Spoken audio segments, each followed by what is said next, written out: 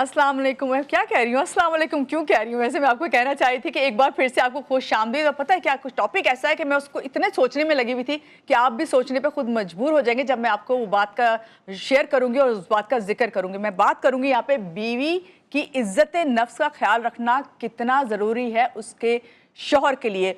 रोटी, कपड़ा, मकान, गाड़ी, पैसा, एवरीथिंग आप सब कुछ दे दें, लेकिन अगर आप इज्जत नहीं दें तो कहते हैं कि कुछ भी नहीं है।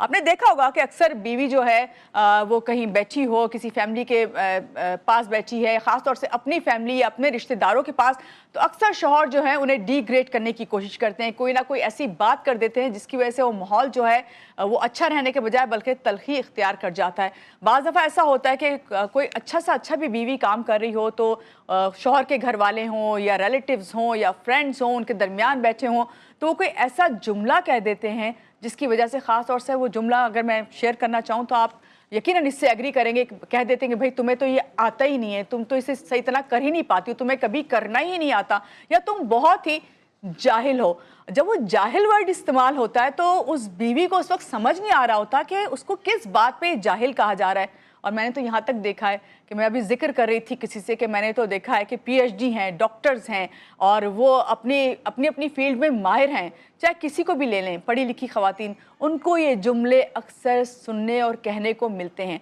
और अगर उस पर जवाब दे दिया जाए, उसको फ़ौरन रिस्पॉन्स दे दिया जाए शौहर को, तो वो उसे अपनी हद तक के इज्जत समझते हैं। वो समझते हैं कि वो उनकी बेइज्जती है। वो कहते हैं कि हम सरबराह हैं घर के, हम मालिक हैं, हम सब कुछ कर रहे हैं, आप क्या करती हैं?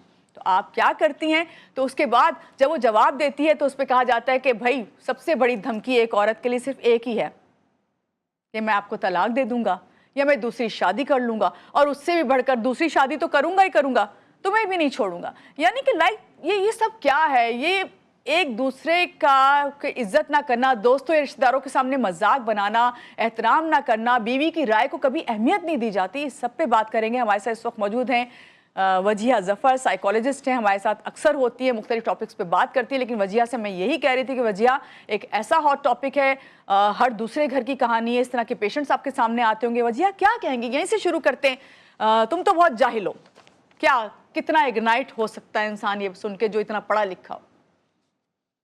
अस्सलाम वालेकुम। अच्छा, हमने नोट किया कि बहुत सारी रिलेटिंग वर्ड्स जो हैं बोले जाते हैं फैमिलीज़ के अंदर, स्पेशली मेल्स जो डोमिनेंट सोसाइटी है उस घरों में हम्म। उनमें, और बहुत कॉमनली बोले जाते हैं। जी। उसमें कई दफ़ा ऐसे होता है कि फीमेल्स जो हैं डेफिनेटली वो शॉकिंग एक्सपीरियंस के बाद वो नंब एक्सपीरियंस में चली जाती हैं कि हमारे बोलने से तो चीज़ें ठीक ही नहीं होंगी। हम्म। तो वो चाहे पीएचडी की हो, डॉक्टर हो, चाहे कितनी कॉन्फिडेंट हो, कई दफ़ा इन्फ्लुएंसर्स होती हैं, उनके घरों के हालात ऐसे चल रहे होते हैं, बट वो गिव अप कर जाती हैं। दे आर लाइक कि हम बोल के क्या ही कर सकते हैं, बिल्कुल। चीज़ें तो ठीक नहीं हो हम्म। सकती।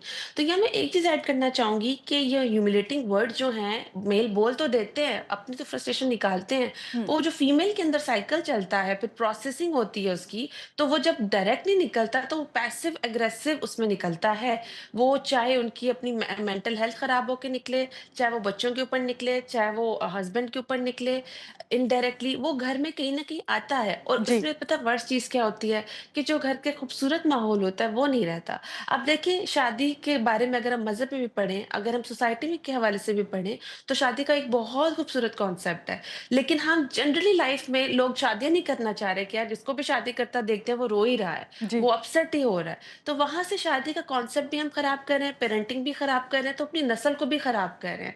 नो डाउट एग्रेशन का जो इश्यू है, एग्रेसिव नेचर होती है कुछ लोगों की, बट ये कह देना कि मैं हूँ ही ऐसा और ये कह के अगले को ज़लील कर देना, उसकी इंसल्ट कर देना, ह्यूमिलिएट कर देना इज़ नॉट द केस। अगर ये चीज़ रिपीटेडली होती जाए और हर कोई अपने पे काम ना करे, हम्म। तो मोस्टली नस्लें और घर तबाह ही हैं। और तबाह होना ये नहीं है कि डाइवोर्सेज़ ही हों। जी। घरों में खुशी ना होना, लाइफ़ को एन्जॉय ना कर पाना, इवन कि हम भी देख रहे होते हैं कि मेल सेकंड मैरेजेस की तरफ भी जा रहे हैं। व्हाई? बिकॉज़ उनकी जो एक एक होता है ना कि ज़रूरत है, ठीक है, चलें, ठीक है, आप किसी की इस जो सेकंड मैरिज का कॉन्सेप्ट है कि आप किसी नीडी के साथ शादी करें, जी। वो तो कॉन्सेप्ट आप फुलफिल कर ही नहीं रहे ना। तो आपकी तो अपनी जो डिज़ायर्स हैं कि आप अपनी फैमिली को भी खुश नहीं रख रहे, वो भी चीज़ आप पूरी नहीं कर रहे, but you are just focusing on yourself.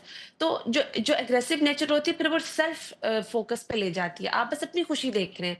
मुझे गुस्सा आया निकाल दिया, मुझे बुरा लगा बोल दिया, आपकी ईगो हाई है, आपके अकॉर्डिंग घर का माहौल नहीं है, आपने दूसरी शादी करनी कर ली, तो वो आप तो टोटली अपने नफ्स पे चल रहे हैं। जी। और नफ्स का शिकार इंसान जो है, जिसको नफ्स के ऊपर जो चल रहा होता है, वो इंसान सरासर गुनाह और गलती की चीज़ों पे चल रहा होता है और वो दूसरों को तकलीफ दे रहा होता है। जी। अच्छा वजिया, आपने खुद इस बात का ज़िक्र किया कि ख़वातीन या तो शॉकिंग उस फ़ेज़ में चली जाती हैं या फिर वो बिल्कुल नम हो जाती हैं। वो कहती हैं ये तो ऐसे ही है, ये इस तरह ही करते हैं, कोई बात नहीं, ये रिश्तेदार जानते हैं इन्हें और इसको इस तरह ही बर्दाश्त कर लेना चाहिए। तो ऐसी सूरत में जो ख़वातीन हैं, जो ये सब कुछ फ़ेस कर रही हैं, इतने उसमें इस तरह के फ़ेज़ेज़ में चली जाती हैं, वो बच्चों पे फिर बाद में जो है रिएक्ट करने लग जाती हैं, उनका बस किसी पे चल नहीं रहा होता। आपने ये भी देखा होगा कि बच्चे फिर इस चीज़ को बहुत ज़्यादा फ़ील करते हैं। हुँ, बच्चे माँ हुँ। माँ का साथ भी देते हैं, लेकिन बच्चों पे फिर सारा वो एग्रेशन और वो चीज़ें चली जाती हैं, ट्रांसफ़र हो जाती हैं। बिल्कुल ऐसा ही है और मैं हमेशा ये चीज़ कहती हूँ कि ठीक है, एक इंसान की जब नेचर होती है, उसको चेंज होने में टाइम लगता है, आप उसको टाइम देते हैं। लेकिन अगर वो इंसान मान ही नहीं रहा कि मैं गलत कर रहा हूँ जी, और वो इंसान उस जब आप बता भी रहे हैं, तो उसके ऊपर और ज़्यादा एग्रेसिव नेचर बार-बार शो कर रहा है और ह्यूमिलिएटिंग वर्ड्स बोल रहा है कि कि तुम्हारी वज़ह से ये चीज़ हो रही है और ज़्यादा जिसे अब्यूज़िव वर्ड्स कहते हैं, वो बोल रहा है या कई दफ़ा घर में चीज़ें फेंकना या बच्चों को बहुत ज़्यादा ब्लेम करना, बच्चों को भी एट टाइम्स ब्लेम करते हैं। जी, या पेरेंट मदर को ब्लेम करना कि जो बच्चा फॉर एग्जांपल मैं एग्जांपल देती हूँ, मेरे पास एक केस है, उसमें मदर का ये कहना है कि अगर बच्चा गिरता भी है तो वो मेरे पे ब्लेम आ जाता है कि जब तुम इसके इर्द गिर्द होती हो तो वो गिरता है, मैं जब बैठा होता हूँ तब तो वो नहीं गिरता। तो इंसान का माइंड इतना नेगेटिव हो जाता है कि वो फिर छोटी छोटी चीजों को भी पकड़ के, ये नहीं कि गिरा तो चले, कोई माँ अपने बच्चों को नहीं गिराती है, जी, ठीक है। सो बिल्कुल। ये वर्ड्स बोल देना, मदर के उसमें बोल देना या खाने के हवाले से बोल देना, ऐसी चीज़ें जब आप बहुत ज़्यादा बोलते हैं, तो जब जितनी नेगेटिव वर्ड्स बोलते हैं, उनकी एनर्जीज़ होती हैं। वो नेगेटिव वर्ड्स आपके पूरे घर के एनवायरनमेंट को नेगेटिव करते हैं और उस घर में खुशी या बरकत या नेमतें इसलिए भी नहीं फिर आती, क्योंकि आपने एक नेगेटिविटी का माहौल घर में बना दिया है। और आप नोट करें कि बच्चों के इश्यूज़ उन घरों में ज़्यादा होते हैं। कई दफ़ा हमने देखा है कि बच्चों की मेंटल हालत है, बच्चे जी, गलत रास्ते पे जा रहे हैं। बहुत कम एज में बच्चे गलत दोस्त बना रहे हैं, वीडियोज़ गलत देख रहे हैं या फिर ऑनलाइन गेम्स में इन्वॉल्व हैं बहुत ज़्यादा। वहाँ पे आप नोट करें कि बच्चे फिर कोपिंग मैकेनिज़्म क्या करते हैं, जो बच्चे मेरे पास आके बताते हैं कि हम अपने आप को बस थोड़ा एस्केप की तरफ लेके जाते हैं। सही, हमें बिल्कुल। हमें चाहिए होता है कि हम घर के माहौल से खुद को डिटैच करें। वो माहौल जो इस्लाम के हवाले से, सोसाइटी के हवाले से इसलिए बनाया गया है कि बच्चों की तरबियत हो, बच्चे उस माहौल से एस्केप कर रहे हैं। ठीक है, वज़िया, बच्चे एक अपने तरफ आप को बच्चे तो बिज़ी कर रहे एस्केप हैं। कर लेते हैं, वो मर्द भी एस्केप कर लेता है, वो शौहर जो ये सब कुछ कर रहा है, लेकिन वो बीवी एस्केप नहीं कर पाती क्योंकि उसे उसी घर में रहना यस। है, उसी घर को चलाना है, उन्हीं बच्चों को पालना है, उसी शौहर के साथ ज़िंदगी गुज़ारनी है।